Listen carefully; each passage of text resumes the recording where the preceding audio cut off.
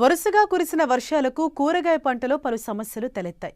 భూమిలో అధిక తేమ వల్ల పైరు ఎదుగుదల నిలిచిపోవడంతో పాటు చీడపీడలు, తెగుళ్లు ముప్పేట దాడి చేస్తున్నాయి. అయితే ఈ సమస్యల నుండి కూరగాయ పంటలను కాపాడుకునేందుకు ప్రస్తుతం రైతులు చేపట్టాల్సిన సమగ్ర యాజమాన్యం గురించి ఇప్పుడు తెలుసుకుందాం.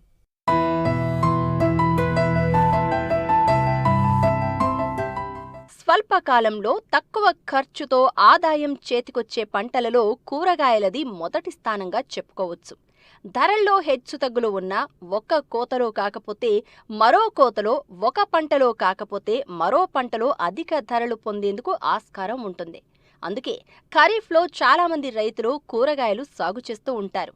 ప్రస్తుతం సాగు చేసిన కూరగాయ పంటలు 25 నుండి 30 రోజుల దశలో ఉన్నాయి. అయితే వరుసగా కురుస్తున్న వర్షాల కారణంగా కూరగాయ పంటల్లో పలు సమస్యలు తలెత్తుతున్నాయి. ముఖ్యంగా తోటల్లో నీరు నిలిచి చీడపీడలు, మొక్కల ఎదుగుదల ఆగిపోవడమే కాకుండా తెగుళ్లు ఆశించేందుకు ఆస్కారం ఉంది. వీటి నుండి పంటలను కాపాడుకునేందుకు రైతులు చేపట్టాల్సిన సమగ్ర యాజమాన్య పద్ధతుల గురించి తెలియచేస్తున్నారు ఆదిలాబాద్ వ్యవసాయ కళాశాల assistant professor doctor Sunil Kumar. వానాకాలంలో మనం దాదాపుగా అన్ని రకాల కూరగాయ పంటలను సాగు చేసుకోవచ్చు. ఈ వానాకాలంలో మనకు దిగుబడులు కూడా ఆశాజనకంగా దిగుబడులు ఇచ్చేటటువంటి ఈ కూరగాయ పంటలను దాదాపు అన్ని రకాలు అంటే మనం టమాటా, వంకాయ, పచ్చిమిర్చి, అదే విధంగా ఎండుమిరప, తర్వాత మనకు బీర, సోర, కాకర, చిక్కుడు, ఉల్లి, బెండ, వీటితో పాటు ఆకుకూరలను కూడా సాగు చేసుకోవడానికి అనుకూలమైనటువంటి సమయం. అయితే ప్రస్తుతం మనము ముఖ్యమైన పంటలు చూసుకుంటే కనుక టమాటా, అదేవిధంగా వంకాయ, పచ్చిమిరపకు సంబంధించి రైతులు ఆల్రెడీ మనకు జూలై మొదటి వారంలోనే నాటుకోవడం జరిగింది. ప్రస్తుతం 25 నుంచి 30 రోజుల దశలో మనం పంటలను చూస్తున్నాము. అయితే ప్రస్తుత పరిస్థితుల్లో ఏంటంటే మనకు కంటిన్యూస్గా వర్షాలు పడటం వలన ఈ తోటల్లో అక్కడక్కడ నీళ్లు నిలిచిపోవడం అనేది చూస్తూ ఉన్నాము. ఈ పరిస్థితుల్లో వెంటనే రైతులు తోట లోపల నిలిచినటువంటి నీటిని తీసివేయాలి. అదేవిధంగా ఈ నీరు నిలవడం వలన కొంతవరకు తెగులు సోకేటటువంటి అవకాశం కూడా ఉంటుంది. కాబట్టి మనం నేల తడిచే విధంగా కాపరాక్సి క్లోరైడ్ని లీటర్ నీటికి 3 గ్రాముల చొప్పున కలిపి వేరు భాగం తడిచే విధంగా అందించాల్సినటువంటి అవసరం ఉంటుంది.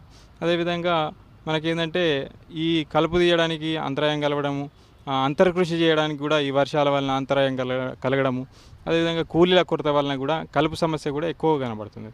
ఇటువంటి సందర్భంలో మనము ఈ గడ్డి జాతి కలుపును నివారించడానికి క్విజాలోఫాప్ ఇథైల్ అనేటువంటి కలుపు మందుని అయితే కనుక లీటర్ నీటికి 2 గ్రాముల చొప్పున 2 లీటర్ నీటికి 2 మిల్లీలీటర్ల చొప్పున కలిపి పిచికారీ చేసినట్లయితే ఈ కలుపును నివారించవచ్చు.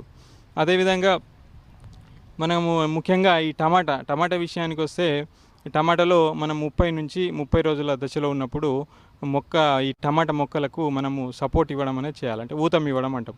అంటే మనం ఈ బ్యాంబూ పోల్స్, అదే వెదురు కర్రలు, అదేవిధంగా ఈ సుతిల్ దారం సాయంతో మనం వీటికి ఖచ్చితంగా సపోర్ట్ ఇవ్వాల్సినటువంటి అవసరం ఉంటుంది. మనము ఈ సమయంలో కనుక సపోర్ట్ ఇవ్వకపోతే ఈ కొమ్మలు అనేవి నేలపైన వాలిపోవడము, తర్వాత పిందెలు నేల భాగాన్ని తాకినప్పుడు ఈ కాయల్లో మనకు కాయకులు తెగులు సోకడం అనేది ఈ సమస్య వస్తూ ఉంటుంది. అదేవిధంగా మనం అంతర్కృషి చేయడం కూడా కష్టంగా మారుతుంది. కాబట్టి ఈ స్టేకింగ్ లేదా ఊతం ఇవ్వడము, ఈ సపోర్ట్ ఇవ్వడం అనేది ఈ సమయంలో చేసుకోవాల్సినటువంటి అవసరం అనేది ఉంటుంది. అదేవిధంగా మనకు ఈ మిరప విషయానికి వచ్చినప్పుడు కొంతవరకు రసం పీల్చే పురుగుల సమస్య కూడా కనబడుతుంది. కాబట్టి ఈ సందర్భంలో మనం వేప నూనె అయితే కనుక 1500 ppm గాఢత కలిగిన వేప నూనె అయితే లీటర్ నీటికి 5 మిల్లీలీటర్ల చొప్పున కలిపి పిచికారీ చేసుకోవాలి. అదేవిధంగా మనకు ఈ జిగురు అట్టాలు, పసుపు రంగు అట్టాలు, అదేవిధంగా నీలిరంగు అట్టాలను కనుక ఎకరానికి 15 నుంచి 20 చొప్పున కనుక పెట్టినట్లయితే కనుక రసం పీల్చే పురుగులను నివారించవచ్చు. అదేవిధంగా ఈ ఎండుమిరపకు సంబంధించి ప్రస్తుతము నారుమడి దశలో మనం చూస్తున్నాము. ఈ నారుమడి దశలో ఇప్పుడు ఏంటంటే ఈ వర్షాల వలన అక్కడక్కడ మనం నారుకులు తెగులు అనేది గమనించడం జరుగుతుంది. ఈ నారుకులు తెగులు వలన నారు అనేది గుంపులుగా చనిపోవడము, అయితే దీని యొక్క తెగులు యొక్క ఉధృతి ఎక్కువైనప్పుడు నారు అనేది 30 నుంచి 40% వరకు కూడా చనిపోయే అవకాశం ఉంటుంది. కాబట్టి రైతులకు నష్టం అనేది జరిగే అవకాశం ఉన్నది. కాబట్టి ఈ సందర్భంలో మనం ఏంటంటే ఈ నారు యొక్క వేరు భాగం తడిచే విధంగా మనం కాపరాక్సి క్లోరైడ్ అనేటటువంటి మందును లీటర్ నీటికి 3 గ్రాముల చొప్పున కలిపి పోయాల్సినటువంటి అవసరం ఉంటుంది. అదేవిధంగా నారుమడి లోపల నారు యొక్క ఎదుగుదల తక్కువగా ఉన్నట్లు గమనించినట్లయితే కనుక నీటిలో కరిగే పోషకాలు అనేటువంటి ఈ 3 19 19 19 19 వీటి యొక్క ఈ యొక్క పోషకాన్ని మనం నీటిలో లీటర్ నీటికి 2 నుంచి 3 గ్రాముల చొప్పున కలిపి పిచికారి చేసినట్లయితే ఈ నారుమడి లోపల ఉన్నటువంటి మొక్కల్లో కూడా ఎదుగుదలను మనం ప్రోత్సహించవచ్చు.